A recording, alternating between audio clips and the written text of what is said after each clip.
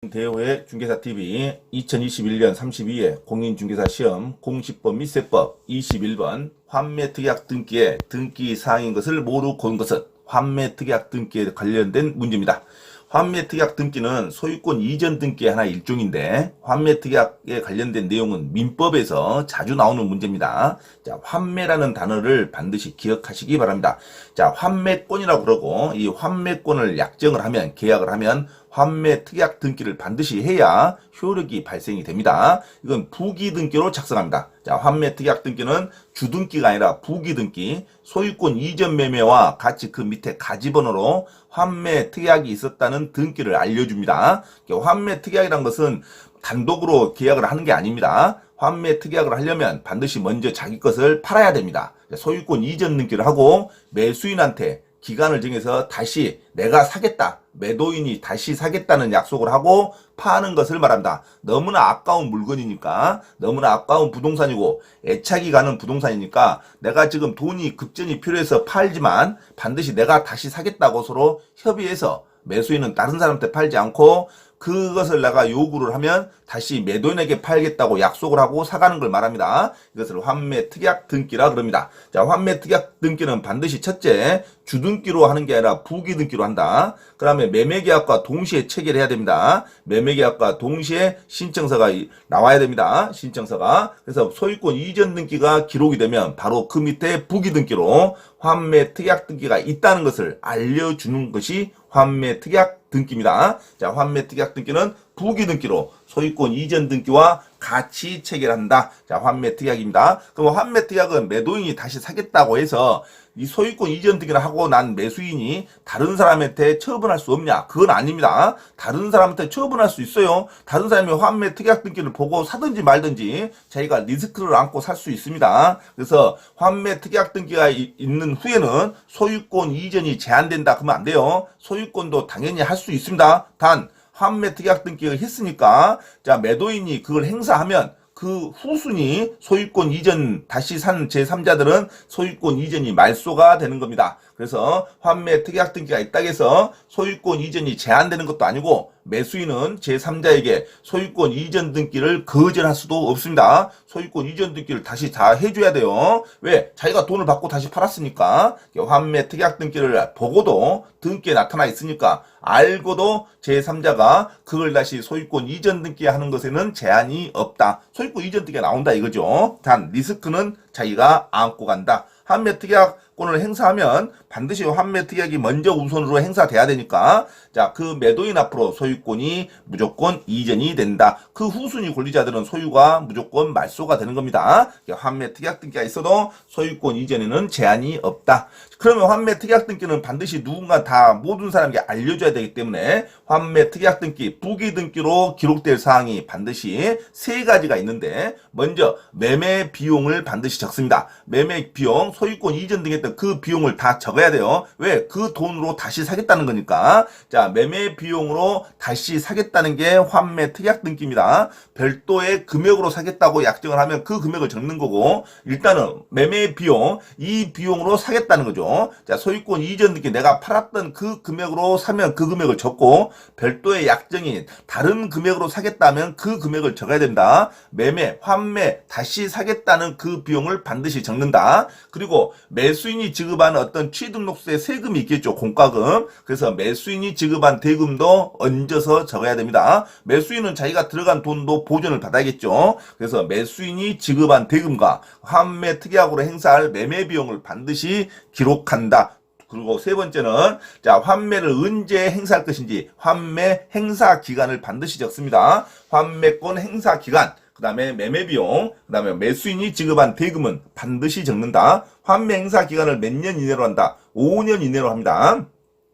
5년을 넘으면 환매를 언제 할지 국가가 항상 기다려야 되죠. 그래서 환매권을 행사하는 최장 마지노선이 5년입니다. 5년을 초과할 수는 없어요. 자, 그래서 반드시 5년 이내 환매 기간을 반드시 적는다. 5년을 넘을 수 없습니다. 5년을 초과한 경우에는 5년으로 단축이 됩니다. 그리고 환매 기간을 또 약정하지 않으면 등기소에서 등기가 안 나와요. 환매 기간을 서로 약속하지 않아가지고 환매 등기를 신청했을 때는 그 기간을 5년으로 봅니다. 환매 기간을 약정하지 않았다든가 환매 기간을 5년을 초과했다든가 이럴 때는 환매 기간을 5년으로 본다. 5년 안으로 서로 약정하면 3년이든 2년이든 그 기간을 적습니다. 그래서 환매권자는 언제든지 환매권을 행사할 수 없어요. 무조건 그 기간 내에 행사해야 된다. 그 기간에. 그래서 부동산은 5년, 동산은 3년 이내로 합니다. 자, 그래서 환매 기간은 5년 미만으로 약정할 때는 자, 특약으로 5년까지 연장될 수 없습니다. 그리고 한 번 환매권을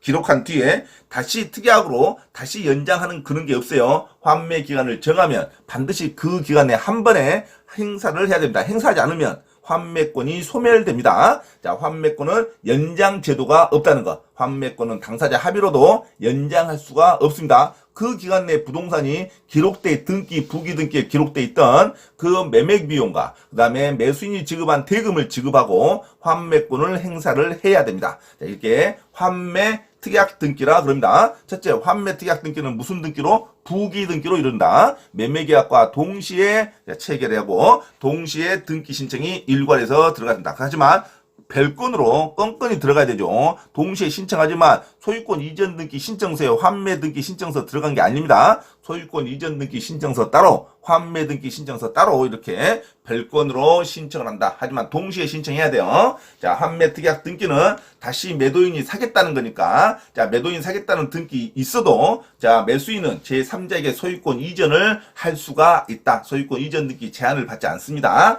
자, 그리고 환매 특약 등기를 행사하면 무조건 환매권 행사가 우선이니까 환매 등기 이후에 제3자의 소유권은 다 말소가 된다. 그럼 환매 등기는 모든 사람이 볼 수 있도록 해야 되니까 얼마에 사겠다는 매매 비용과 매수인이 지급했던 어떤 공과금이라든가 매수인이 별도에 지급했던 대금을 서로 약정해서 적습니다. 자, 그리고 환매 기간은 몇 년을 초과할 수 없다? 5년을 초과할 수 없다. 부동산은 5년, 동산은 3년. 그래서 환매 기간이 5년을 초과했다든가 5년으로 약정하지 5년이라는 기간이 없이 아무것도 약정하지 않았다든가 자, 그러면은 5년으로 본다. 자, 5년 미만으로 이제 정할 수는 있죠. 하지만 5년을 초과했다든가 약정이 별다른 약정이 없을 때는 환매 기간은 5년으로 본다. 그리고 환매권은 서로 연장하는 게 없습니다. 반드시 그때 행사해야 됩니다.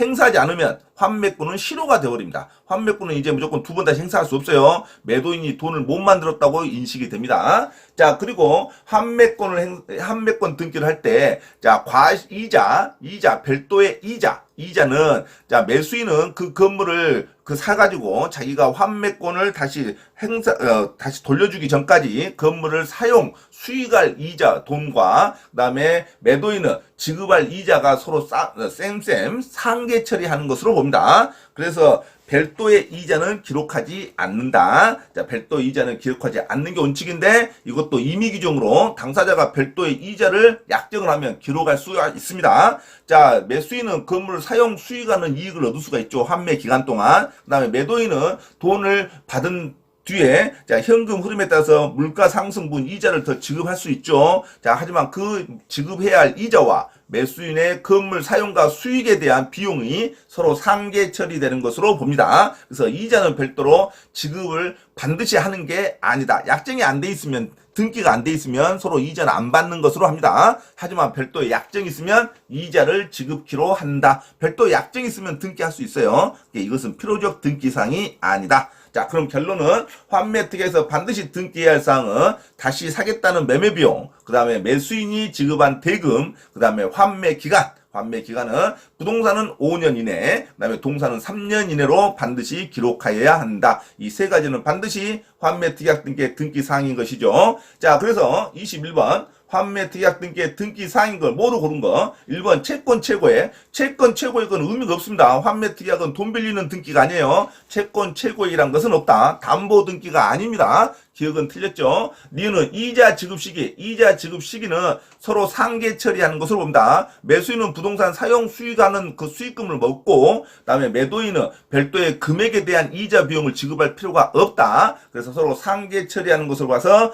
임의 규정 사항입니다. 당사자가 약정, 특약을 했을 때는 기록할 수 있지만 일반적으로 나왔을 때는 반드시 기록사항이 아닙니다. 그래서 이자 지급 시기도 임의적 기록사항으로서 자, 등기사항인 것은 아니다. 이렇게 가야 되죠. 그러면 등기사항인 것, 반드시 등기사항인 것은 디귿 매매비용과 환매권 행사하려는 그 매매비용과 매수인이 지급했던 대금은 물어주고 다시 사야겠죠. 자, 그래서 매매비용, 디귿, 리을, 매수인이 지급한 대금, 디귿과 리을은 환매 특약 등기의 등기사항입니다. 여기에 나타나지 않았지만 환매 특약 기간, 환매권 행사 기간 5년, 부동산은 5년 이내, 동산은 3년 이내, 부동산 5년 이내 환매 행사 기간도 반드시 적어야 됩니다. 그래서 환매 특약 등기의 등기사항인 것은 디귿 매매비용, 리을, 매수인이 지급한 대금, 정답은 5번으로 기록하시기 바랍니다. 자, 니은의 이자 지급 시기는 임의적 기록사항이니까 등기사항이 아닌 것으로 갑니다.